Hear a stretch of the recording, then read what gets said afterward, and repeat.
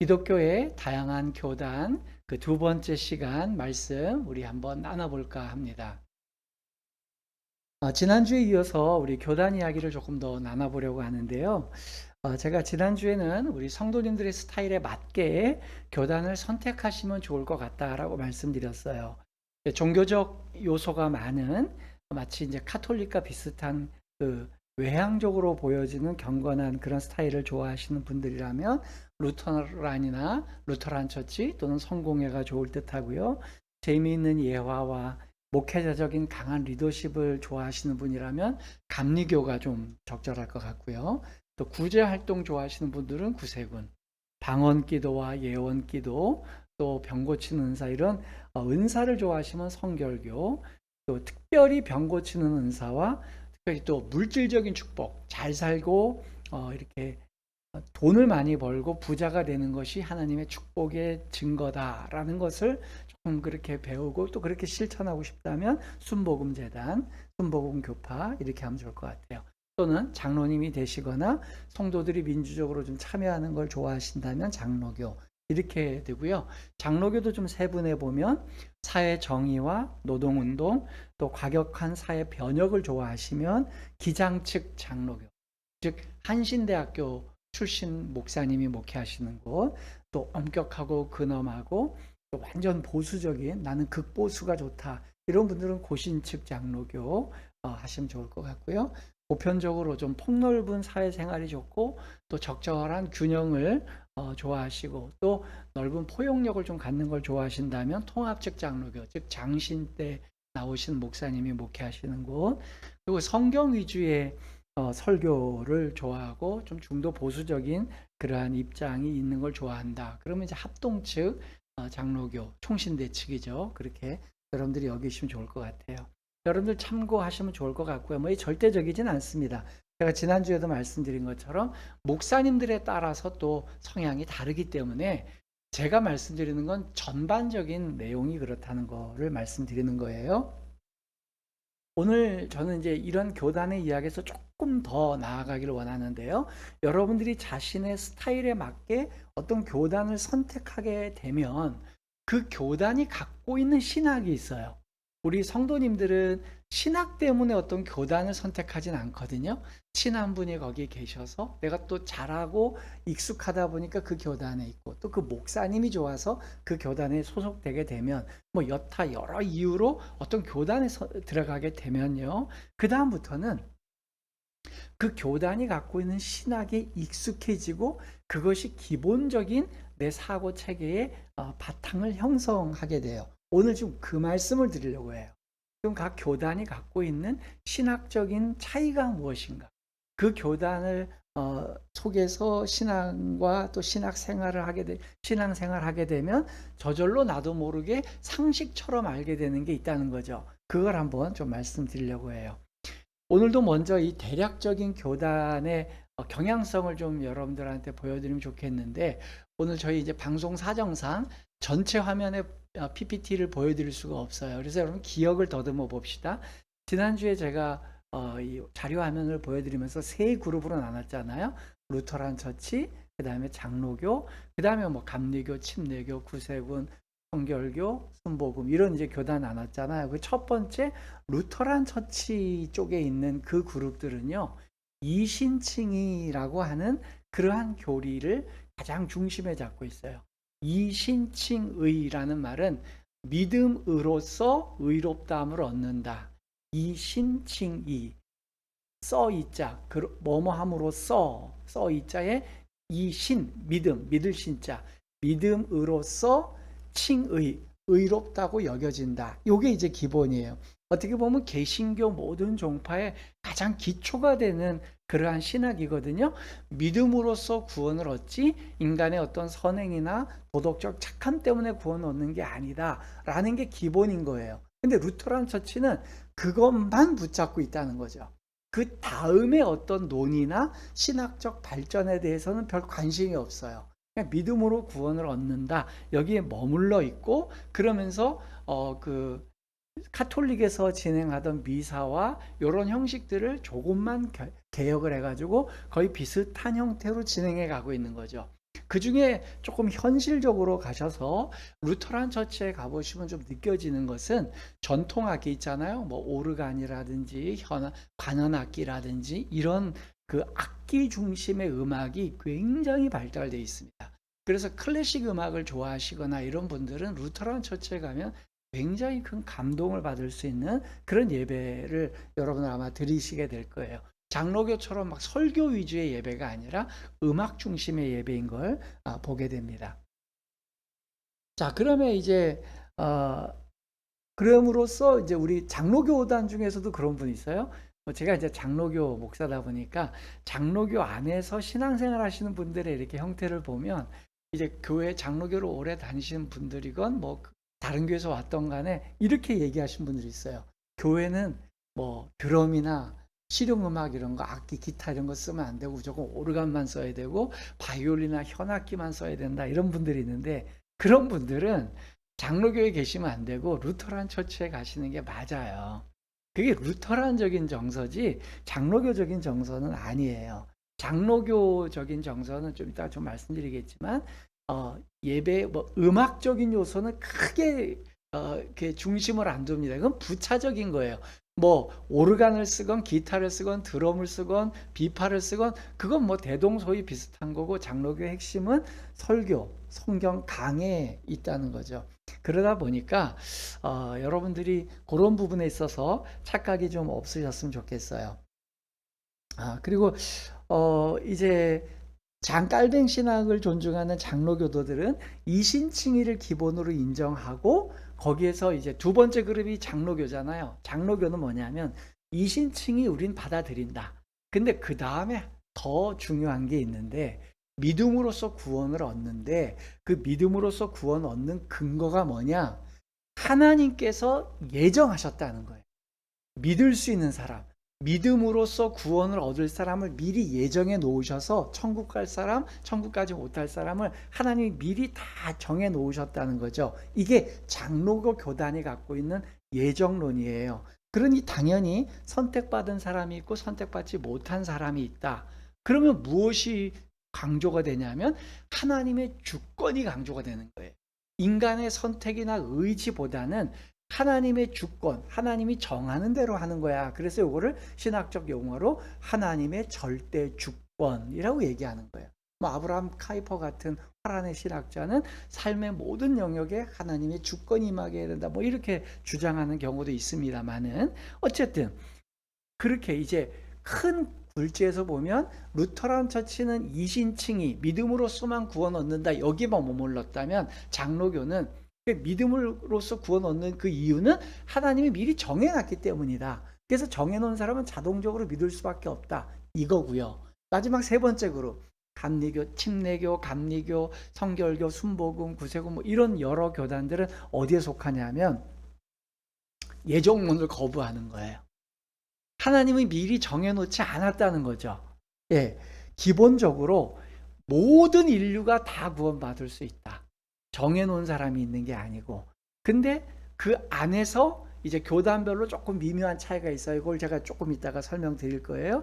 그래서 누구든지 하나님을 믿을 수 있다는 전제, 만인 구원설을 갖고 있는 거예요. 그게 이제 장로교와 여타 교단과의 가장 큰 차이점입니다. 그래서 이제 큰 골지로 그렇게 나눠 놓고, 그런 의미에서 루터란이 이제 처음에 이제 개신교로 발전을 했고, 그 다음에 장깔뱅이 나타나서 그 다음에 장로교의 모범이 되는 거를 만들었거든요.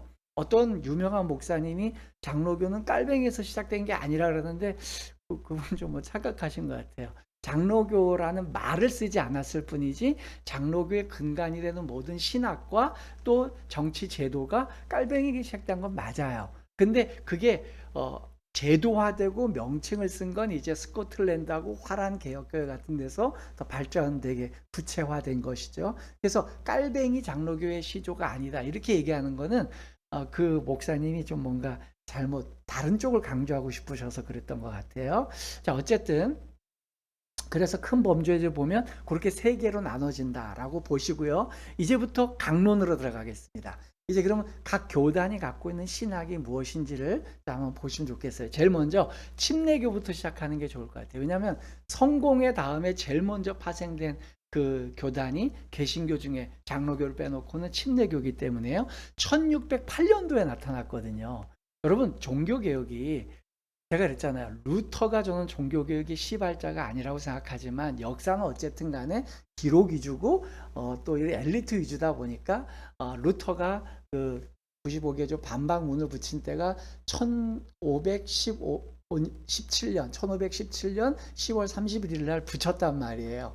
그러니까 1517년에 종교개혁이 일어났는데 1608년도에 침례교가 나타났으니까 거의 90년 만에 종교개혁의 그 발흥이 되고 난 다음에 90년 만에 침례교가 생겼으니 침례교는 우리가 생각하는 것보다는 굉장히 역사가 깊은 교단이죠. 왜 그러냐면 또 이게 침례교는요, 영국 그 성공회의 신부였던 존 스미스라는 사람이 세운 교단이에요. 그래서 근데 침례교는요, 각자 독립적으로 활동하는 교회다 보니까 이 교회는 어떤 신학을 공통적으로 갖고 있다라고 규정하기가 너무 어려워요. 제가 이거를 좀 알고 싶으면 지난주 설교를 한번 들어보세요. 각 교단의 그 상회 기간이 의미가 없고요. 친목 모임이고 각 교회별로, 개교회별로 하고 싶은 대로 하는 거예요. 근데 그 중에 유일하게 공통점을 찾으라면 딱 두 개뿐이 없어요. 제가 보는 관점에서는 첫째, 세례를 몸을 전체를 담그는 침례를 한다. 물만 끼운 꺼내는 게 아니고요. 몸을 다 담궈야 돼요. 두 번째, 유아 세례 안 한다. 이게 핵심이에요. 이거 외에는 침례교회가 다 달라요. 그래서 목사님 침례교회 신학이 뭐예요? 저는 규정을 못 하겠어요. 그래서 여러분들은 침례교 교단의 어떤 교회를 가실 때는 침례교 그렇다고 뭐 잘못됐다고 뭐 너무 방임이다 이런 뜻이 아닙니다. 그 교회 목사님의 성향과 신학을 면밀히 살펴보시고 여러분 스타일에 맞게 가는 게 맞습니다. 당장에 우리나라에도 유명한 침례교회 몇 군데를 보면 성향이 너무 달라요. 그래서 제가 그거는 어떻게 규합해서 말씀드리지 못하겠어요. 한 가지는 제가 말씀드릴 수 있는 건 미국 내에서 침례교가 제일 발달된 데가 이제 미국이거든요. 우리나라는 장로교가 많잖아요. 가다 보면 다 장로교예요. 통합 측 아니면 합동 측이 제일 많죠. 근데 미국은 가다 보면 다 침례교예요. 장로교는 의외로 없고요. 그럼 미국에서 침례교에 대한 이미지가 어떤가를 알 수 있는 아주 유명한 그러한 게 있어요. 그게 뭐냐면 여러분 그 유명한 영화 아시죠? 흐르는 강물처럼 아카데미 뭐 다관왕이죠. 여러 상을 탔던 또 아주 유명한 소설 원작이기도 했는데 제가 감독으로서 좋아하는 로버트 레드포드가 감독과 제작을 하고 그 잘생긴 브래드 피트가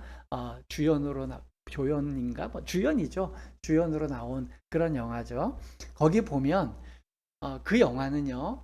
미국에서 굉장히 소수 교단이고 굉장히 드문 장로교 목사님이 두 아들을 키우는 얘긴데요. 큰 아들은 굉장히 아버지의 엄격한 장로교적인 훈련 안에서 순종적으로 커요. 그리고 둘째 아들인 브래드 피트는 이제 조금은 반항기 있게 좀 자유분방하게 그렇게 크죠. 근데 흥미로운 건 그 큰 아들, 아버지의 말대로 잘 순종한 같은 아들은 아버지의 품을 벗어나게 돼요. 또 이제 학교에 입학하게 되기 때문에. 그러나 끝끝내 그 작은 아들은 아버지 품 같은 그 품 안에 있죠. 그 시골 마을에. 그런데 어쨌든 그때 제가 말씀드리고 싶은 건 뭐냐면 그때 아들이 물어요. 큰 아들이. 아버지, 감리교는 뭐예요? 장로교 아버지한테 묻는 거예요. 목사님한테. 아버지, 감리교가 뭐예요? 그럴 때 아버지가 이렇게 얘기해요. Baptist who can read. 이게 뭔 뜻이냐면 글을 읽을 줄 아는 침례교인. 이렇게 표현을 해요. 이거는 제 표현이 아니고요. 미국 영화에서 그렇게 얘기했고 그건 베스트셀러이자 영화도 베스트셀러, 소설도 베스트셀러예요. 근데 그게 공감이 다 되는 거예요. 무슨 뜻이냐면 미국에서 침례교가 발흥되던 1800년도나 1900년도 아주 초기 때는요. 미국 내에서 정말 글을 모르거나 아주 사회의 가장 낮은 계층의 노동자 그룹이나 또 농촌의 노동자 그룹인 그런 분들이 많은 분들이 교회 안에 들어왔어요. 그러다 보니까 침례 교도들은 굉장히 사실은 이 반지성적인 그러한 가치 좀 분위기가 좀 강했습니다. 그때 그들보다 조금 더 글을 읽고 지성적 가치를 갖고 있던 사람들이 감리교라는 거예요. 그랬잖아요. 침례교가 먼저 생기고 그 다음에 감리교가 생겼다고요. 그런 얘기입니다. 그 제 평가가 아니라 영화의 평가예요. 자, 이와 같이 침례교 내에서도 하층민들이나 문맹인들이 많이 참여했던 교회, 그렇다고 이제 침례교를 폄하하는 게 아닙니다. 그만큼 낮은 곳에 더 많은 사람들의 헐벗고 가난하고 어려운 사람들을 품어줬던 그러한 이제 교단이죠. 나중에 제가 지성주의와 반지성주의에 대해서도 우리나라에서는 이게 극명하게 막 양극단을 알리고 있는데 제가 균형 잡히는 한번 이야기를 한번 나눠드릴까 합니다. 역사적으로 어쨌든 간에 침례교는 감리교보다 176년 정도 앞선 교단인 건 잊지 않으셨으면 좋겠어요. 그 다음에는 이제 감리교를 말씀드려야 되겠죠. 감리교는요, 감리교의 그 가치관이나 상황을 알려면 여러분 영어를 모르시는 분들도 이거는 상식적으로 아셨으면 좋겠어요. 그 감리교의 이름을 메소디스트라고 그래요. 메소디즘이라고 얘기하는데 요 메소디즘이라는 말이 뭐냐면 메소드라는 말이 방법 또는 규칙 이런 뜻이거든요. 그래서 영어로 우리나라는 감리교 그러면 그 감리라고 하는 정치 제도의 이름을 따왔는데 영미권에서 영어를 쓰는 곳에서는 규칙쟁이들이에요. 직역을 하면 규칙을 지키는 사람들 이런 의미인 거예요. 그럼 이 이름이 왜 생겼냐? 메소디스트라는 이 별명 자체가요. 사실은 처음에 종교개혁 당시에 감리교가 이제 요한 웨슬레에 의해서 발흥이 될 때에 요한 웨슬레도 성공의 신부였는데 이제 18세기에 감리교를 만들죠. 그때에 사실은 장로교도들인 그 깔뱅주의자들이 이 감리교도들을 놀리려고 만든 용어예요. 그러니까 이제 깔뱅이 흉을 봤다는 게 아니라 깔뱅을 추종하는 감리교도들이 새로운 교단이 나타나니까 갑자기 그들을 놀리려고 만든 별명인데 그 별명이 왜 그러냐? 존 웨슬리가 이끄는 이 감리교단은 처음에 태생될 때에 성화에 굉장히 강조점을 뒀습니다. 예수님을 마음으로만 믿고 입으로 시인해서 구원받는 게 중요한 게 아니라 예수님 믿는 사람답게 거룩해지고 또 성화돼야 된다. 그리고 성령의 충만함을 받아야 된다. 이걸 강조를 했어요. 그러다 보니까 그냥 어떤 신비적 체험만 갖고 성화를 하는 게 아니라 우리의 삶의 규칙들을 좀 세워서 경건하게 살자. 그러다 보니까 이 존 웨슬레는 굉장히 체계적인 사람입니다. 그러다 보니까 여러 규칙을 한 거예요. 행동 양식들을. 그럴 때에 깔뱅주의자들이 이들의 이 행태를 뭐라고 했냐면 이들은 바리새인들 같이 너무 행동 규약들을 너무 만들어서 규칙을 만들어서 성화를 억지로 인위적으로 이끌어간다. 그래서 이제 그런 별명을 낸 거예요. 규칙쟁이들이라고 하는 메소디스트라는 별명을 낸 거죠. 이와 같이 감리교는 처음에 태생할 때 많은 규칙들, 성화를 위한 규칙들을 세웠는데 그게 시간이 지나면서 그 본질적인 가치가 이어지면 좋은데 장로교도 본질적인 가치를 자꾸 잃어가잖아요. 깔뱅이 그렇게 놀리진 않았을 텐데 그 깔뱅의 후배들이 그런 것처럼 마찬가지로 감리교도요. 그런 많은 규칙들이 다 사라져 가고요. 실제적인 실생활에서의 경건의 규칙들은 좀 희미해져 가고 오늘날까지 남은 잔재가 있어요. 여기서부터 잘 들으셔야 돼요. 그게 뭐가 남았냐면 감리교는 여러 모든 개신교 중에서 예배시나 교회의 장식이나 이런 부분에 대해서 규칙이 많아요. 그 대표적인 예가 반드시 가운을 입고요. 그 다음에 절기마다 목사님들이 가운 위에다가 이 수투리라 그러나요? 뭐 이렇게 띠 같은 거를 매요. 뭐 사순절, 맷집주차 이런 걸 매면서 색깔을 달리하면서 계속 맵니다. 그런 것들, 이런 모든 제의적인 요소들이 감리교가 가장 뚜렷합니다. 제가 그걸 틀렸다고 얘기한 게 아니라 제 친구 감리교 목사도 늘 가운 입고 거기에 절기마다 그 주차마다 이걸 이 띠를 어깨에다 이렇게 쭉 늘어뜨리는 띠를 색깔을 바꿔서 해요. 그게 옳다고 보는 거죠. 그래서 이거는 예를 들어 가운을 입고 목사가 가운을 입고 절기 또 교회 내에서 절기 행사를 많이 하는 것 여러분 어디에서 오는 거라고요? 감리교적인 전통이에요. 제가 이 장로교에서 목회하는 동안 너무 답답했던 게 뭐냐면 장로교인들 중에 심지어 장로교에서 제일 그래도 어른은 장로님들인데 장로님들 중에서도요. 장로교는 가운을 입어야 된다. 절기를 지켜야 된다. 뭐 사순절이 어떻고 뭐 가운의 색깔을 막 이렇게 얘기하시는 분들이 있어요. 참 답답. 그런 분들은 감리교로 가셔야 돼요. 감리교로. 무슨 말인지 이해되셨죠? 전통이 그게 아니었어요. 전통이 게 아니고 본인이 어떤 교회에서 그런 걸 겪었고 그게 좀 이렇게 선별대복을 좋아 보이는데 그럼 우리 교회도 그걸 도입하겠다. 그러면 차라리 말을 감리교회에서 이렇게 하는데 우리 교회도 그걸 접목해 봅시다. 이러면 이해가 돼요. 근데 고집을 부리는데 원래 장로교는 가운을 입고 수트를 하고 뭐 띠를 하고 이랬다. 절기를 원래 열심히 지킨다. 아니고요. 장로교는 그렇게 안 했어요. 이해되셨죠? 그래서 앞서 이제 감리교는 초기에는 경건을 위한 많은 규칙들을 세웠다고 했는데 오늘날에 와서는요. 지금 현재 감리교에서는 오히려 예배 시에만 이런 규칙들과 이런 상황들이 조금 더 면밀해지고 조금 더 구체화되어 있고요. 오히려 실생활에서는 성도들의 삶에 대해서 그렇게 큰 타치를 안 합니다. 그래서 오히려 술, 담배나 또 뭐 여러 가지 이렇게 유흥적인 것들이 좀 끊기가 어려운 분들은 감리교가 오히려 제재가 좀 덜해요. 좀 옅어요. 그러니까 감리교 선택하시면 조금 더 그런 부분에서 죄책감 없이 신앙생활을 할 수 있어요. 뭐 저도 뭐 그런 거에 뭐 예를 들어 우리 교단별로 어떤 거 그런 것들을 정죄하냐 어떠냐 그런 부분이 아니라 그렇다는 얘기를 드리는 겁니다. 그래서 실생활의 경건에 대해서는 조금 더 느슨하다라는 말씀을 드려요. 그 다음에 이제 제일 중요한 거 감리교인이 된다는 건 어떤 신학을 받아들일 것이냐가 중요해요.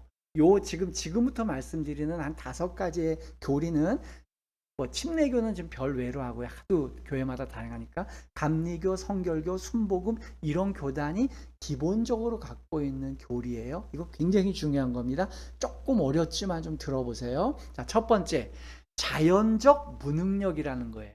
자연적 무능력. 이건 뭐냐? 인간은 원죄로부터 전적으로 타락하지 않았다는 거예요. 여기 장로교인들은 들으면 깜짝 놀랄 거예요.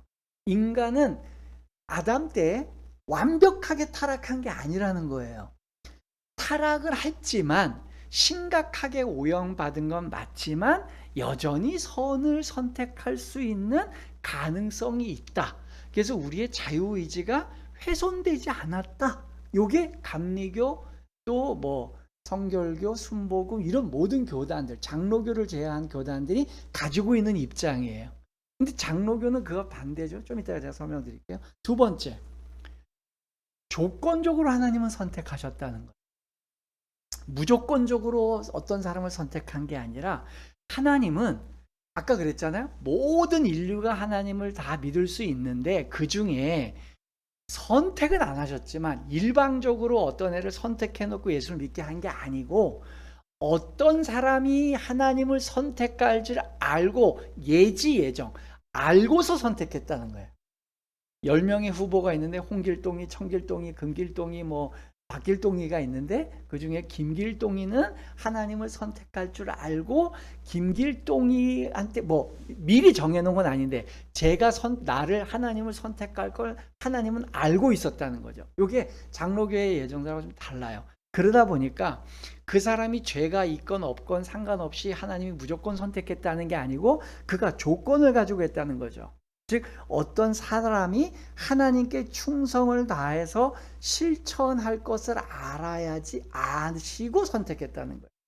세 번째, 만인 구속설, 구원설 또는 만인 구원설. 예수 그리스도께서 죽으신 것은 전 세계 모든 사람을 위해서 죽었다는 겁니다. 신불식간의 모든 사람, 불교 신자건 뭐 이슬람 신자건 무신론자건 모든 사람을 위해서 죽으셨다는 거예요. 그래서 그 누구든 간에 본인이 마음만 먹으면 자기가 결정만 바꾸면 하나님을 믿게 된다. 여기 이제 감리교와 여타 교단들, 장로교회 교단들의 특징. 그래서 만인 구원설, 만일 구속설이라 해요. 유니버셜 뭐 언론먼트라고 얘죠. 자, 어쨌든 그 다음에 네 번째인가요? 선행적 은총이에요. 선행적 은총. 이건 무슨 뜻이냐? 하나님께서 구원하시기로 선택하고 작정한 사람도 하나님의 은혜를 거절할 수 있다는 거예요. 아까 미리 알고 선택했다 그랬죠.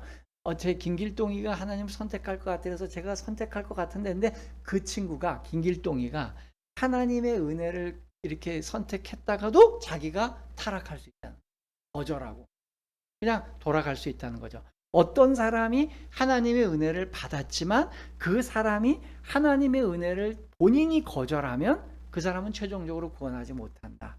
그러니까 그럼 반대로 뭐냐? 어떻게 그럼 구원을 하느냐? 끝까지 선행을 다해야 된다는 거예요. 자, 아까 여러분 그 감리교의 탄생 자체가 어떻다 그랬어요? 성화를 강조한다 그랬잖아요.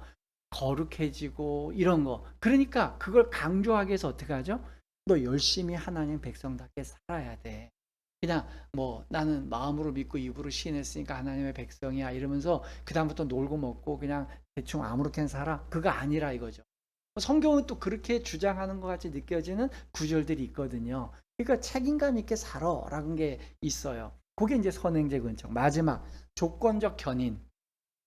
이건 뭐냐면요. 아까하고 비슷해요. 한 번 예수님을 믿고 구원받았더라도 이 사람이 한 번 예수 믿은 끝까지 천국 간다 못 간다? 못 간다.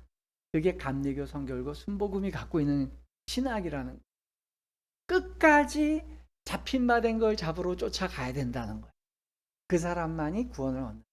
그래서 이런 얘기하죠. 하나님의 손 50%, 사람의 손 50%가 같이 잡아야 된다. 이게 이제 감리교, 성결교, 순복음이 갖고 있는 기본적인 가치예요. 근데 목사님 우리 저 감리교 다녔는데 우리 목사님 그렇게 안 하던데요? 제가 그랬잖아요. 목사님 나름이라고. 그 목사님이 장로교 신학을 마음속에 갖고 있고 또 실천을 갖고 있으면 교단은 감리교라도 그렇게 할 수 있는 거죠. 더 나아가서 감리교 신학교에서 강의하는 내용을 조금 더 제가 설명드리면, 이거는 여러분들이 원하시면 감리교 신학교 가셔서 여러분 한번 들어보세요. 감리교 신학교에서는 성경이 오류가 있다라고 인정. 성경이 오류가 없다가 아니라 성경은 오류가 있다. 심지어 모세오경, 창세기부터 신명기까지는 모세가 쓴 게 아니다 라고 얘기해요. 시편의 다윗의 시, 다윗이 쓴 게 아니다. 다윗 왕의 이름으로 편찬한 거지 다윗이 쓴 게 아니다. 이렇게 주장하는 게 감리교 신학이 갖고 있는 신신학, 자유주의 신학을 수용한 감리교의 입장이에요. 이해되셨어요? 자, 이제 성결교회. 여러분들 뭐 감리교 목사님들이나 신학교 가서 감리교 교수님들 강의만 들어봐도 나올걸요? 네, 성결교. 성결교는 감리교하고 거의 비슷해요. 감리교가 거의 비슷한데 이제부터는 이제 진도가 좀 나갑니다. 성결교가 감리교와 조금 다른 게 있다면 성결교는 감리교의 이 5가지의 기본적인 신학을 인정을 하면서 거기에다가 사중복음이라는 거를 뚜렷하게 강조해요. 이 사중복음은 나중에 순복음에서도 되게 중요합니다. 그러니까 사중복음 생각해 보시면 첫째, 중생, 그 다음에 성결, 그 다음에 성령의 은사, 그 다음에 예수님의 재림. 굉장히 성경적이고 좋은 거죠. 네, 이 4가지인데 그러면 다 성경에 있는 요소들이에요. 근데 이게 왜 교리냐? 반드시 이렇게 돼야 된다는 거예요. 예를 들어 중생한 사람이 있다면 그 사람은 반드시 성결해져야 된다는 거예요. 즉 성화돼야 된다는 거죠. 중생한 사람은 자꾸만 거룩해져 가야 된다는 거예요. 모든 악습이 사라지고 점점 거룩해지게 되는 거죠. 도박을 하던 사람이 있으면 예수를 믿으면 도박을 자꾸 끊게 된다는 거죠. 내가 마약을 하던 사람이 있으면 예수님을 믿게 되면 마약을 끊게 된다는 거죠. 이 성결. 그 다음에 예수님을 중생을 해서 성결, 거룩한 삶이 장착이 되면 반드시 성령의 은사가 나타난다. 현상적으로. 방언 기도를 하게 된다가 성결교회의 핵심입니다. 그러니까 성결교인 치고 방언 못하는 사람 거의 없어요. 가짜가 됐건 진짜가 됐건 해야 돼요. 안 그러면 가짜 그리스도인이 되는 거예요. 무슨 말인지 아시죠? 그래서 성결교는 성령의 여러 은사 중에 방언과 예언에 특별히 민감해요. 그래서 이들도 먼저 사람이 선행을 베풀면 그 사람이 의인이 된다는 거예요. 중생하면 성화해야 된다니까요. 성결해야 되니까 그 성결하는 걸 증명해 내야 된다는 거죠. 그게 성결교회. 그래서 이름이 또 성결교잖아요. 예, 이게 핵심이에요. 자, 이제 그 다음에 순복음교회. 외국에선 오순절파, 우리나라에서는 순복음교회. 순복음교회가 우리나라에 그 전래되는 것도 굉장히 흥미로워요. MC 럼씨라는 사람이 있는데 그 미국인 선교사가요. 오순절 신앙을 미국에 있었던 오순절 신앙을 이제 우리나라에 갖고 오길 원했는데 이 오순절 신앙이 참 흥미롭습니다. 18세기에요. 산업혁명도 일어났지만 역사 실증주의라고 해서 반기독교적인 그 철학과 가치나 이런 것들이 굉장히 많이 일어나요. 뭐 프로이트라든지 뭐 여러 가지 이런 뭐 소위 말해서 또 진화 이런 게 다 그 뒤에 일어났잖아요. 그렇게 막 쏟아져 나갈 때 기존의 뭐 깔뱅주의, 장로교 또 뭐 감리교, 선교가 다 이렇게 어려워졌을 때 그때 이제 반영돼서 새로운 운동이라는 게 이제 감리교 이런 것도 있겠지만 그때 교세가 전반적으로 줄어들었어요. 그러다가 1900년도 전후로 돼서요. 폭발적으로 제3세계를 비롯해서 미국의 저층민 가운데서 폭발적인 교회의 성장이 일어나요. 미국은 특별히 대공황 시대 때 이럴 때 그때 그 부흥의 운동, 인원수가 많아지는 운동의 핵심이 오순절파였어요. 근데 우리나라도요. MC 럼씨라고 하시는 선교사가 와서 사실은 오순절파 그 신앙을 한국에 좀 전달해야 되겠다라고 하는데 그때 이분을 선교사님을 돕던 분이 누구냐면 구세군에 있던 구세군 신자였던 청년 허홍이라는 사람이 있어요. 허홍이라는 청년이 이 MC 럼씨라고 하는 선교사님과 둘이서 오순절 교단에 대해서 소개를 합니다. 그래서 우리나라에서 그게 풀뿌리같이 조금씩 번져가요. 그러다가 1958년도에 그때 드디어 조용기 목사님께서 소위 말해서 58년도면 우리나라 그 흔히 말하는 베이비 붐의 정점이잖아요. 58년 개띠들이 태어났던 해. 그때 조용기 목사님이 그 사실은 최자실 이제 사모님이 되셨지만 최자실 목사님의 요청에 의해서 조용기 목사님은 외국에 유학 가고 싶었는데 최자실 목사님을 만나서 서대문에서 천막을 지어놨고 교회를 하는데 와서 좀 도와달라. 그랬더니 그 조용기 목사님 자체가 사실은 고등학교까지 학벌이 안 좋았었는데 건강에 극심한 어려움이 있었어 가지고 병원에 장기간 입원을 합니다. 그때 이분이 특이하게 영어 공부를 엄청 했어요. 그래서 영어 공부를 하고 그분이 또 살던 동네 자체가 미군이 많았어요. 그래서 실생활적인 영어를 굉장히 많이 터득했죠. 그러다가 그분이 서대문에서 천막을 치고 시작할 때 가난한 우리나라에 1958년도면 전쟁 이후에 뭐 5년도 안 됐을 때잖아요. 얼마나 가난하고 힘들었습니까? 그때 그 가난한 많은 사람들이 서대문에 몰려와서 위로를 받죠. 그러다가 딱 10년 되는 1968년도에 여의도 그 당시에 모래밭이었고 자주 범람하고 쓸모없었던 땅 여의도에 도시개발 프로젝트가 생기게 되죠. 그 당시 이제 서울시장이었던 분이 도시개발하면서 뭐 일설에 의하면 그 여의도 순복음교회 다니던 분의 권사님의 아들이 서울 경제부시장이었대요. 그분이 이제 앞으로 여의도가 서울시에서 아주 주목하는 큰 맨하탄 같은 뉴욕의 맨하탄 같은 곳으로 만들 거니까 가시라. 그리고 서대문이 서울역 근처인데 그 충정로 있는데 그쪽이거든요. 너무 교통이 번잡하고 가난한 사람들이 너무 많이 몰려들고 그러니까 차라리 그냥 저 여의도로 가라. 그래서 막 30만 평을 처음에 얘기했잖아요. 그랬더니 조용기 목사님이 너무 크다고 손살에 치고서는 조그맣게 몇 평이 10만 평 제가 정확히 모르겠어요. 그래서 서울시가 주려고 했던 것보다 훨씬 줄여서 그 이제 교회 부지를 정해놓고 나머지는 초원 아파트인가 그렇게 했는데 나중에 그 아파트 부지가 오히려 교회가 점점 늘어나서 교회 건축해야 되는데 장애가 됐다 그러잖아요. 그때 받았어야 되는데 어쨌든 그렇게 하는데 조용기 목사님이 그분의 탁월한 리더십과 그 짧고 강렬한 메시지 그리고 영어도 그렇고요. 그런 말씀으로 이제 큰 부흥을 일으켰죠. 순복음 교회 하면 외국의 오순절파하고 조금 더 특이하게 더 발달된 아주 명료한 그러한 신학이 있어요. 그게 뭐냐면 두 가지인데요. 하나는 우리가 다 흔히 아는 삼박자 구원론이라고 하는 거죠. 하나님의 창조, 인간의 타락, 그리고 예수님 안에서의 구원. 이 세 개예요. 너무 성경적이잖아요. 그렇죠? 하나님이 천지를 창조했는데 인간이 세상을 타락을 했어요. 그리고 예수님이 구원을 얻게 하신다. 너무 명료해요. 그러니까 사람들이 이해가 되는 거죠. 그럴 때 여기에 이제 두 번째가 뭐냐면 아까 성결교는 사중복음이라 그랬잖아요. 중생, 성결, 은사, 재림. 근데 조윤기 목사님 여기 하나를 더 넣어요. 그리고 하나는 이름을 바꾸고요. 그래서 오중복음이라 그래요. 하나가 뭐냐? 중생, 성결 몇 가지 좋아요. 근데 이 성결을요 성령 충만으로 바꿉니다. 그러니까 중생을 해서 그 사람이 선행으로 거룩해지는 게 아니라 성령 충만을 받아야 된다는. 항상 성령 충만을 받아야 되고 그 다음에 성령 충만을 받으면 항상 은사가 나타나더라. 근데 이 은사가 성결교에서 말하는 방언과 막 예언의 은사보다는 병고침의 은사이더라.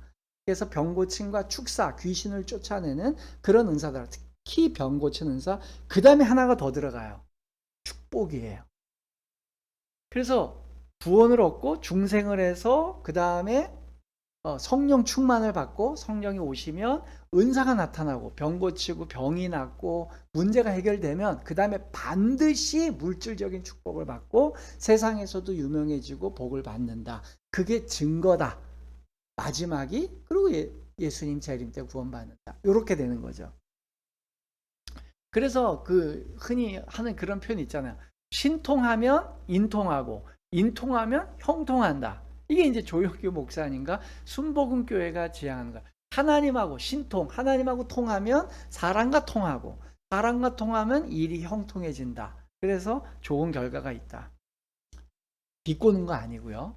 실제로 여의도 순복음교회 그때 모래 땅이었고 그 범람하는 땅에 조영규 목사님 믿고 따라갔던 사람들 다 부자 됐죠. 여의도 땅 값이 얼마나 비쌉니까? 여러분 인원이 폭발적으로 성장하고 또 사회적 영향력이 커지고 가난한데 돈을 벌고 싶고 그 다음에 영향력이 커지는 것이 신앙의 증거다. 신앙이 좋은 증거다. 난 그렇게 살고 싶다. 그러면 순복음을 추천드려요. 그런 분들은 순복음.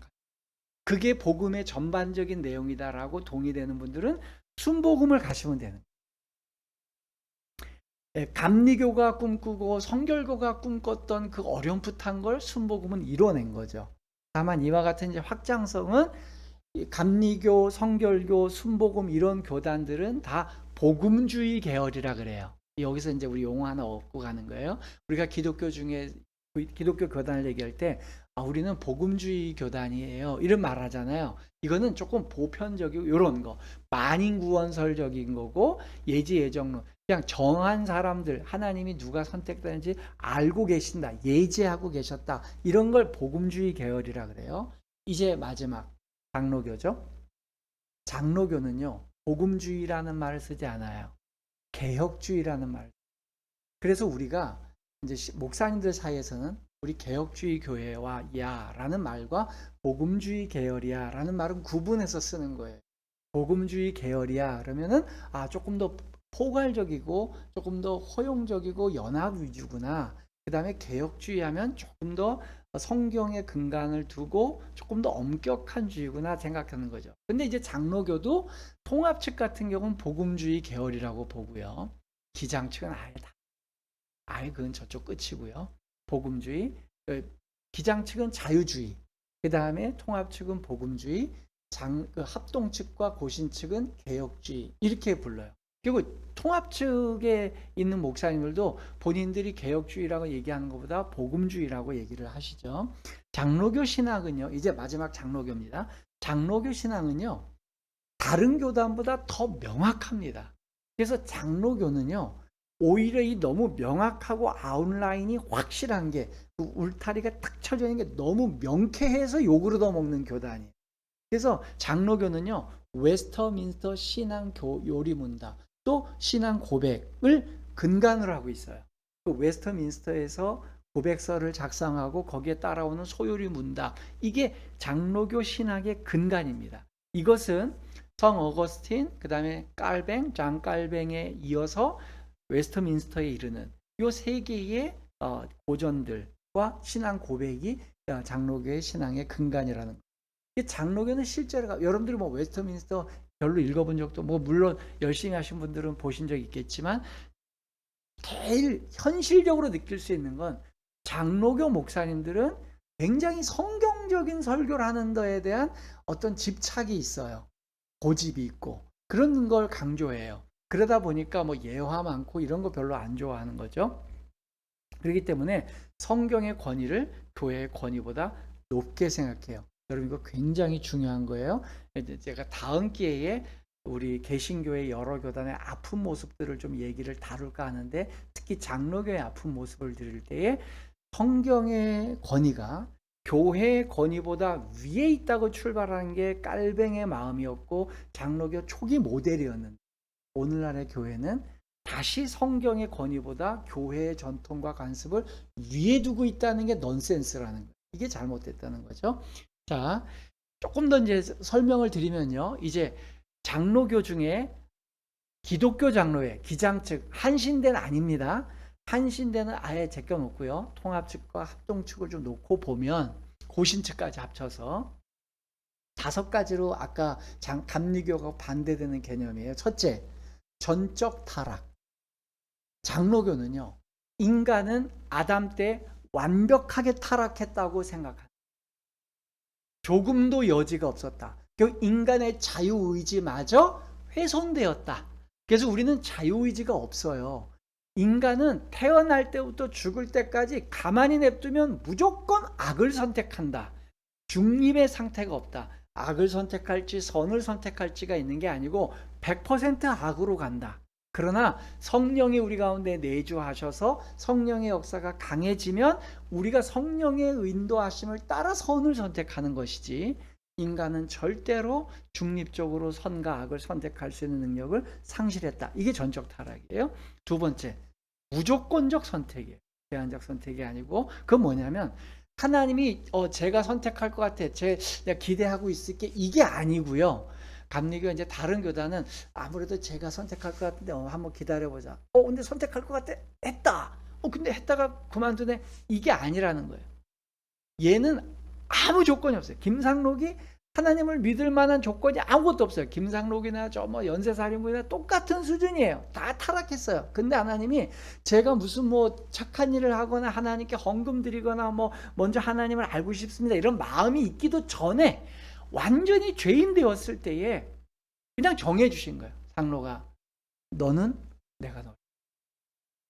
내가 일방적으로 너를 선택했으니까 너 절대로 내 망령에 내 은혜에 감격하고 살아라. 이게 이제 장로교의 신앙. 세 번째, 제한적 속죄. 그러다 보니 하나님께서 정해서 선택한 사람이 제한돼 있다는 거예요. 만인을 위해서 예수님이 죽은 게 아니라는 거예요. 모든 사람을 위해서 죽은 게 아니라 자기 양이 있고 남의 양이 있다는 거예요. 내 백성, 자기 백성이 있다는 거죠. 마태복음에도 나오잖아요. 1장 28절에 예수의 이름은 자기 백성을 그의 죄에서 구원할 자이지 모든 인류를 위해서 죽은 건 아니에요.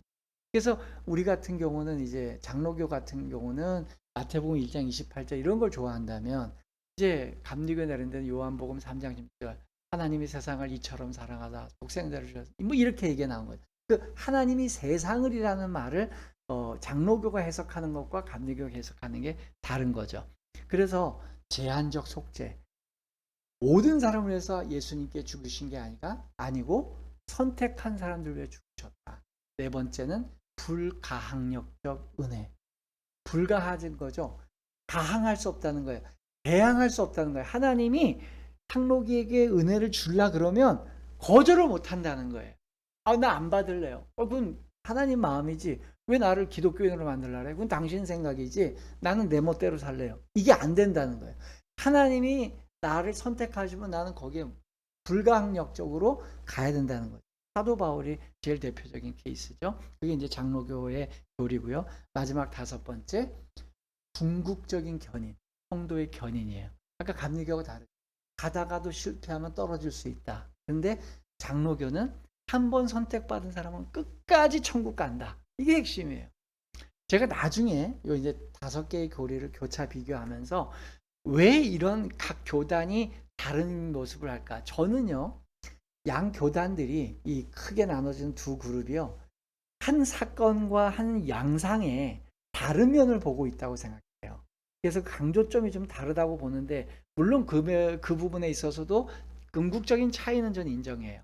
그러나 이 어떤 시대상 속에서 그들이 필요로 했던 하나님의 마음에 다가가려고 했었던 필요를 반대 방향에서 서로 접근한 것 같다라는 거죠. 그건 제가 차제에 또 한번 말씀드리고 결론입니다.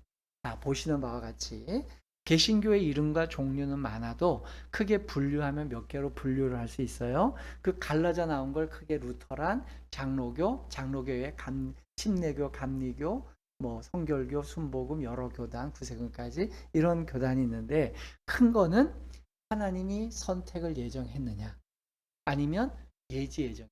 그러니까 하나님이 선택할 거를 알고만 계셨냐, 구체적으로 선택은 하신 게 아니고 알고만 계셨냐, 아니면 진짜 100% 선택을 하셨냐, 요 차이가 있는 거죠.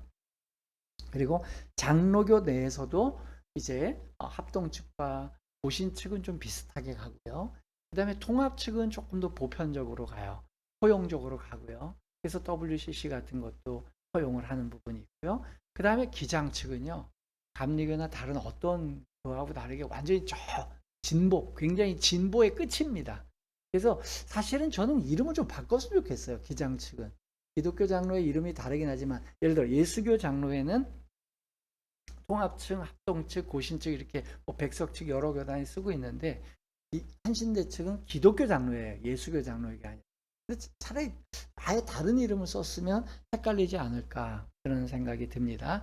어쨌든 중요한 거는요, 제가 이런 설교와 또 가르침 여러분들한테 도움을 드릴 때에 제일 중요했던 건 예배 분위기였잖아요. 성도들 입장에서 볼 때 신학적인 복잡한 거 말고 좀 어떤 걸 봤으면 좋겠냐라고 할 때, 여러분들이 그 캐톨릭에 가서 미사 참석할 때 같은 그런 어떤 여러 요소들이 있고 막 뿌리고 뭐 이상하게 하고 미사같이 그런 걸 원하시면 루터란이나 성공회를 가시면 되고요.